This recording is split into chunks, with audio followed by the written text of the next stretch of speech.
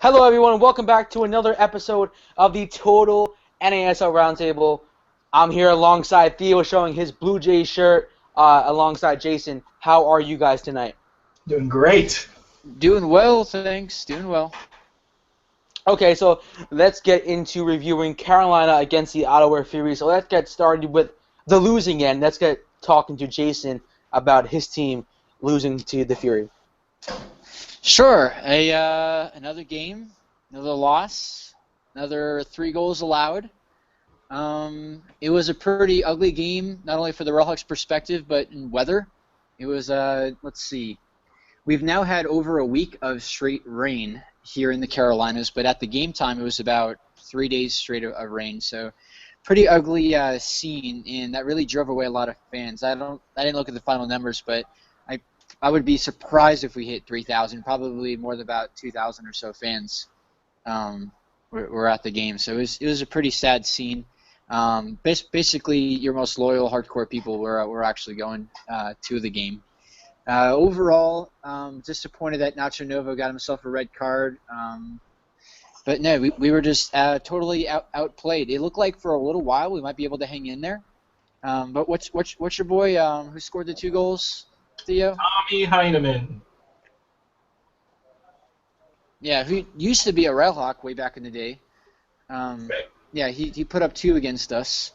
So it was ugly, and that's about all I have to say about that before I start cursing. So there we go.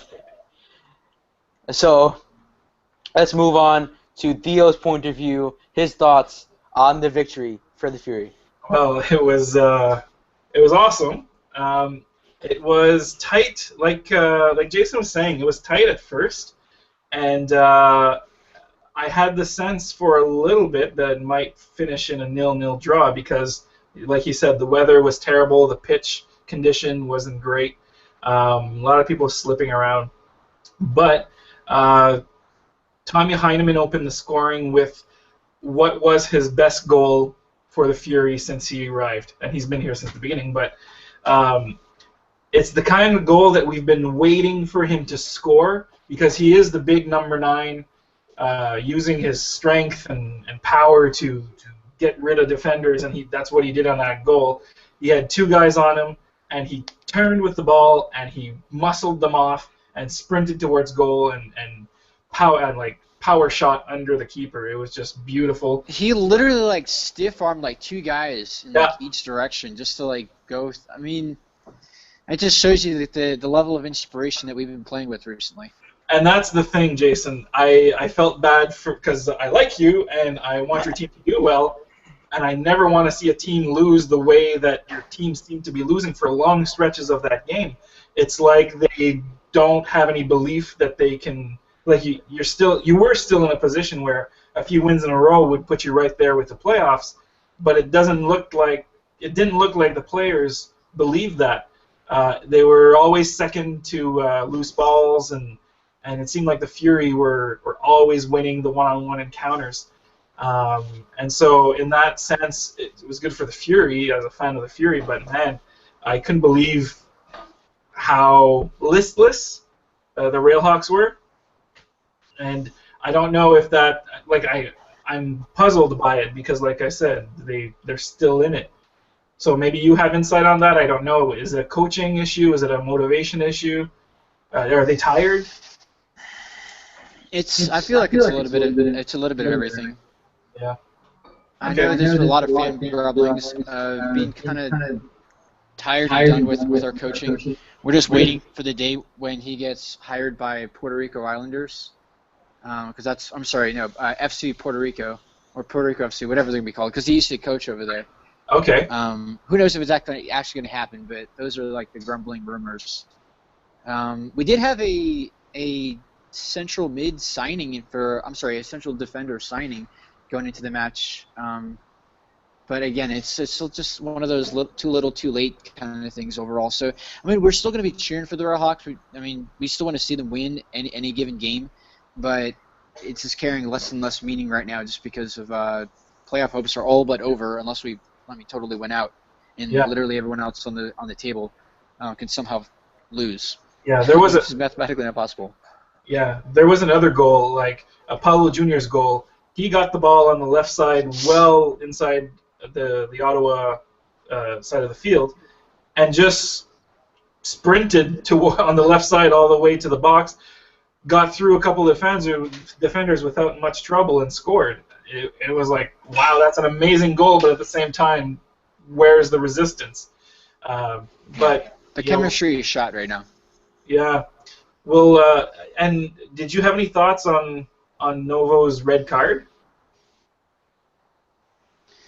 It's just a frustrational thing. Like I feel like whatever frustration is going onto the field, you feel it in the stands and back onto the field. It's just this nasty cycle right now. Like Nacho Novo, I think it's at least the second time getting a card in the 90th minute.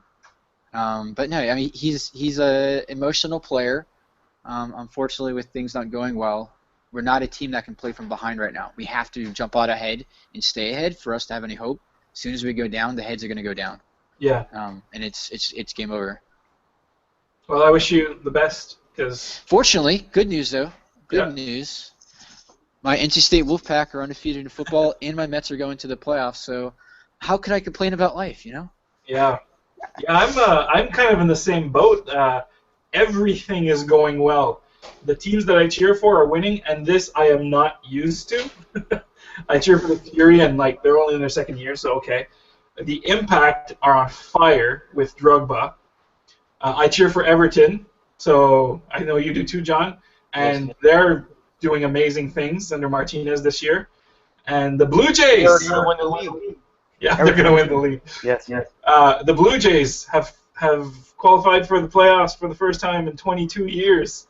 It's mind-blowing that all these things are happening to me, and I don't know how to process it all. Tonight, I mean, Canada's going to qualify for the Olympics. No, I don't know. Maybe. So, yeah, things are good for Teo Land and sports. So the Mason Trafford, he did sign a contract extension with the Fury. So can you expand on that? Yeah, it's good news because, as you know, the backline of the Fury is the best backline in all of NASL this year, and they have them all signed through next year, I believe. And Mason Trafford signed this week until the end of 2017, so we've got him for another 2 seasons, and it's a really good signing. This is a player that was a center back last year for the Fury, kind of found himself on the bench at the start of this season because we went and got Alves and Falvey, and we had a left back that we signed from Atlanta, Mike something. I don't even remember his name. He didn't last long. So we were kind of in a pickle, and Dos Santos said, well, Trafford has played left back before. How about we put him there? And the Fury have lost 1 game since that move. So that back four has really been the key to our success this year. We've got them signed through next season and beyond for some of them. And it's interesting, just a side note, that Ottawa mentioned the length of the contract. It's a practice that they have not done in the past. They've been very secretive about their contracts. We obviously don't know money figures, but terms were not disclosed usually, and they did announce that he was there for until 2017. So that's that. Mason Trafford, very big signing for the club, especially considering that there's going to be some uncertainty with Mark Dos Santos leaving after this season. It's good to know that some players will be staying. So moving on from that match, the New York Cosmos, they did lose once again against FC. It was a 2-1 loss.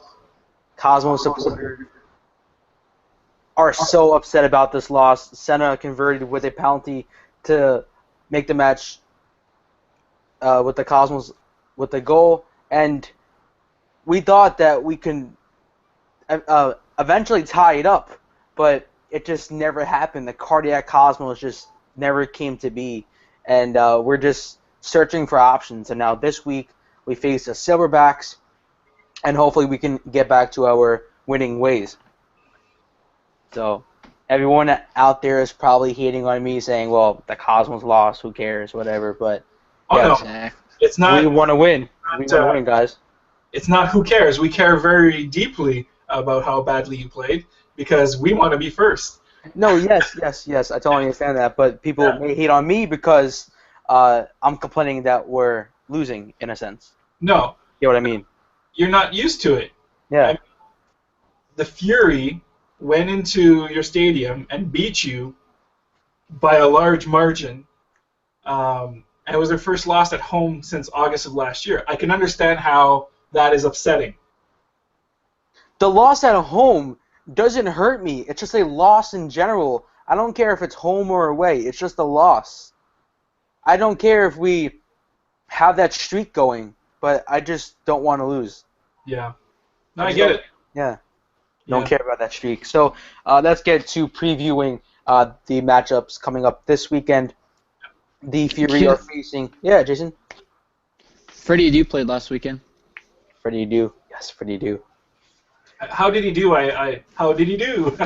How did Freddie Adu? Well, Tampa Bay had tied Indy 11 1-1, and Freddie Adu, I mean, he tried. I mean, he took a number of shots, but none of it actually, panned out to be anything. But I mean, he started, and I don't know. Did he get subbed out? Hold on, taking a look at it right now. No, he played the whole game. Yeah, remember he was brought in by Rongen because he has a close personal relationship with him, having captained his team at the Under-20 World Cup in Canada in 2007. So Rongen getting fired a couple of weeks after bringing Adu in must have been upsetting to Adu. So I don't know what's going to happen there with that, but hopefully he does well. I really cheer for this guy. We've been following his career since he was a kid, right? So I don't know about you guys. I really want him to do well. It would be good. It would be good for the league if he actually started to redevelop his name. Yeah. But I do have a prediction for this weekend. Go for it. Yep. Railhawks will not lose this weekend. Oh. They are not playing this weekend. Yeah. Ah, you got me. Yeah. So getting to the review, I mean the preview, the FC Edmonton, Ottawa Fury. Your thoughts? Well, this is an interesting matchup. This is a team that we've had limited success against in the past. The last game was in Fort McMurray, Alberta, if you'll remember, in northern Alberta, out in the boonies, in the oil patch, and we beat them. No one saw it. No, yeah, well, we were watching. Yeah, no one was there. Like 1,000 people went to the game, or whatever it was. So we're hosting them this week. Many Fury fans are of two minds. A lot of people build up this rivalry, but I've mentioned on the show before, Edmonton is far away. Like, it's not in our radar, really, except for the fact that they're Canadian. So our feeling is kind of a feeling of family almost, like they're cousins. And we do wish them well, and we're kind of happy that they've snuck into that fourth spot of the playoffs, playoff position. But at the same time, they've had our number, and we play them in the Canadian Cup, the Voyageurs Cup, and they've owned us. They've completely dominated us, and that we're not happy about. So we do like beating on them if we can, and now that we are top dogs in NASL, we want to impose that position on our cousins. So we are going to look to defeat them handily this weekend. It won't be easy. They're a very good team with very good players, and it's going to be, for me, the matchup of the week in NASL. And do you have a score prediction for the Derby, if you want to call it that? Yeah, I say that the Fury are on a tear right now. They're going to pour a bucket of cold water on FC Edmonton and win 3-1. That's a bold prediction there. I feel like water in Canada, you didn't need to say cold, but it's cool. Question about that particular matchup. I know there's a degree of tradition between the two sides playing. I know you were getting into not having the geographical rivalry, Right. But do you talk with many Edmonton fans that kind of share their perspective towards the rivalry? Me personally, no. But I was listening to the Ottawa Fury. Well, there's a podcast in Ottawa by some supporters. It's called Ours is the Fury. If you want to follow them on Twitter, they're at OIT Fury. They're very interesting. And this week they had kind of a dual podcast with the guys from Edmonton, the River Valley Company, I think they're called. Oh, I probably got that wrong. But You got it. it was interesting because that dynamic I was talking to you about not hating each other but being wary of each other a little bit, that was at play there. There's some good feeling between the two supporters groups. In the end, we're all Canadian and we cheer for Canada for the World Cup and all that stuff. So we know some of these guys when they come to Toronto or we go out to Edmonton to watch Canada matches. So we do talk to them a little bit more than other supporters in Canada, in the NASL for sure. All right. I had another question. It'll come back to me. Sure. It'll come back to me. So let's get discussing about the BOG meeting, the Board of Governors meeting for the NASL. We all know that it was taking place in Atlanta. And let's get talking with opinions about the future of the Silverbacks. Let's just start talking to our panel here and talk about, do you want to save the Silverbacks, or do you want to see them be around for the future? Start with you, Theo. It would put a black eye on the league if something happened where they no longer existed. Just to have a team completely fold, almost like what happened with Puerto Rico Islanders. It wasn't economically viable to sustain. I just think it puts the black eye on the league and kind of lose a little bit of a face with anyone paying attention. So, I mean, just from a perspective like that, no, I don't want to see them go. I'll jump in and say, with a caveat, I'll start out by saying that I absolutely do not want a team to fail, and I don't want Atlanta to fail as a team and leave the league. The flip side of that is, have we really seen the support for Atlanta that warrants a pro team and an NASL team there, especially considering that MLS is essentially taking over the market with their team. I know that Atlanta is a sprawling city, from what I know, and that Atlanta Silverbacks are in one part, and then the MLS team is going to be in another. So fans of one would not necessarily cross over to the other. But I don't see, when I watch Silverbacks matches, I don't see like an Indy, right, or a Minnesota or an Ottawa type support to warrant saving a team. Although I will do everything I can to support them buying or the drive that they're doing to raise money to save their team. I'm totally behind that. I support it 100%. But other supporters have this, not theory, but they have this idea that, well, MLS is coming in, taking over the market. How can you guys survive? And then I try to preach that it can happen anywhere. You guys can survive. NASL, MLS can survive in the same market. I believe it can happen. Yeah, I agree with you, John, 100%. I think the North American sports fan gets stuck in the market mentality that, oh, well, Minnesota has one team that cannot have another, right? I think we have to wrap our heads around the fact that throughout the world, big cities have more than one team. London has like 10 teams at different divisions in England. We have to wrap our heads around that, and we have to get out of the mentality that, like barring New York, obviously, and Los Angeles that have lots of teams in every league, it's not like that in the other markets. And we have to be comfortable with sharing a market, and I can see it happening. I mean, New York right now is sort of showing us how that can happen in North America with New York City FC, the Red Bulls, and Cosmos coexisting in the same market. And in fact, it enhances the market. You're there, John. You tell me, but New York City FC, with all of the baggage that they bring with the Manchester City, New York Yankees thing, and like kind of just walking in and buying all these players, it's made it more interesting. It's made it like you saw the atmosphere for Red Bulls and New York City FC was amazing. It's like a derby in Europe. And also when you guys were in the U.S. Open Cup against the Red Bulls, correct? I was there, yeah. Mm-hmm. Yeah, see, that was amazing. Like, I think we need to support that notion that one market can have more than one team.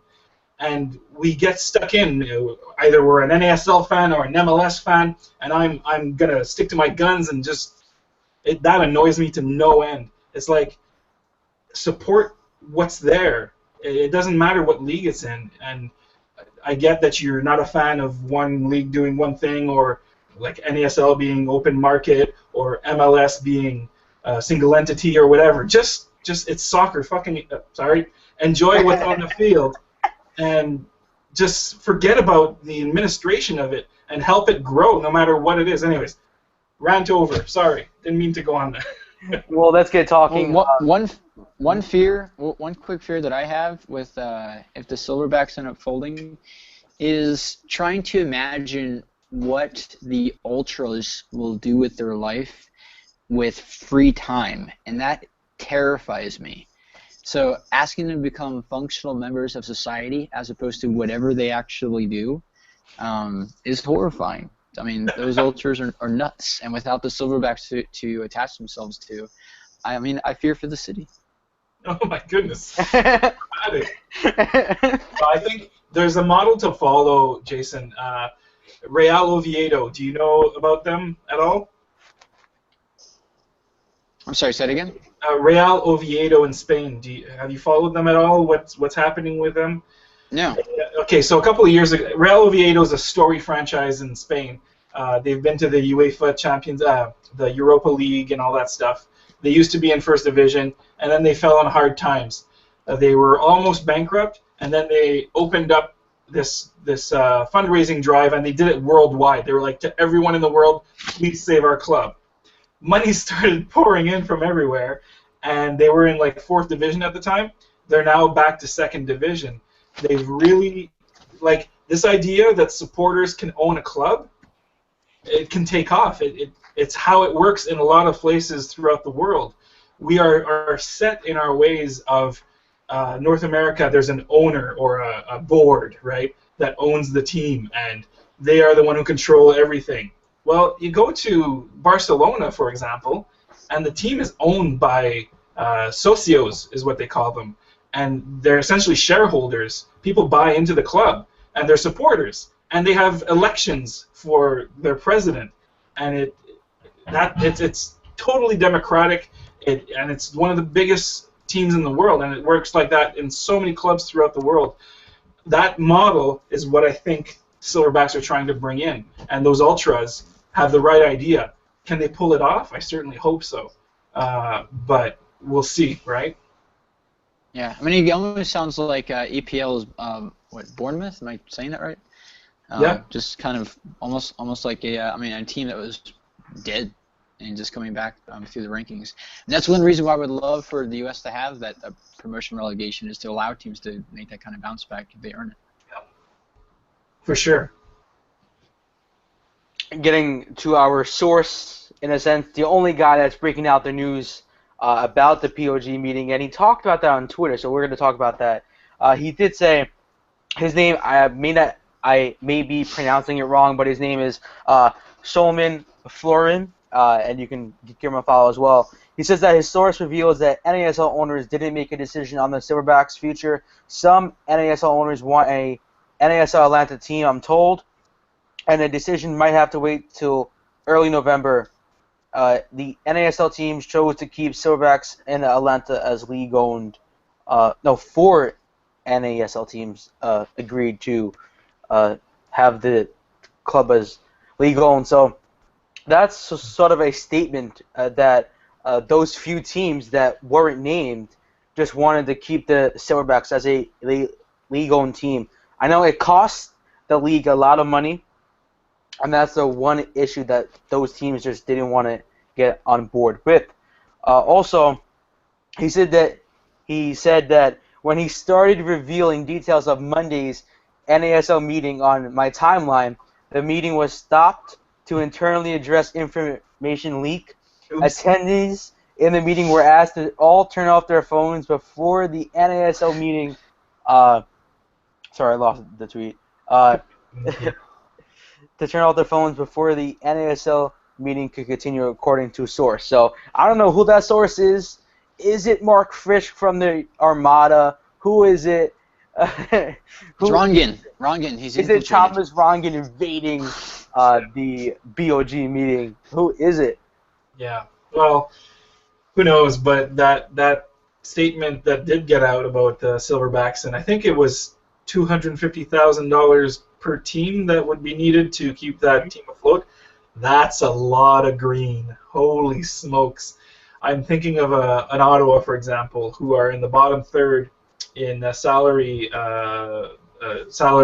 payout in the league. $250,000. That's like 4 players for them. I mean, I don't know if anybody else in the league I don't know if Ottawa was one of the 4. Maybe, I don't know, but that's a lot of money, man. But at the same time, when you've got a footprint in a market, you don't want to lose it, because getting back in is even harder once you're not there anymore. So, who knows, right? Well, that could be a team's budget in a sense as well. So that's a sad part. Yeah, it's crazy. That's a lot of money. Like there's $1 million there, but that's still not enough, I don't think, to run a team for a year. They would need help from elsewhere. Okay, so that's all the time we have for today. Next week we will talk a lot more about the BOG meeting. Hopefully we will know some more information by next week's time. Hopefully this guy leaks out some more info, or maybe they decide to turn off their phones and not share any more info. So that's all the time we have for today. You can follow us at Total NASL TV on Twitter. Like the video as well. Comment below as you see fit with your thoughts on the Silverbacks. Should they be saved? And that sure is a lot of money to save them. So thanks for tuning in. We will see you guys next week. Go Canada! Woo! Yes, go Canada. I said it for the first time. Go. Go. Bye.